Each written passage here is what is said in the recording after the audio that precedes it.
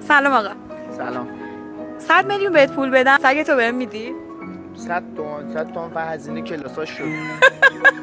من 100 میلیون به شما بدم سگتون رو به من میدی؟ خون بچه‌مه.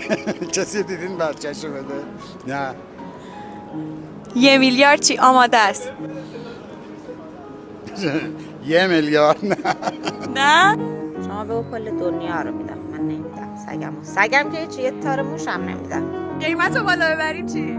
بحث قیمت نیست. خیلی‌ها بهم میگن اینو واسه چی نگه می‌داری؟ سودی واسط نداره. من تاوان عشق بازی دارم. چه عشق بازی؟ دوستش دارم.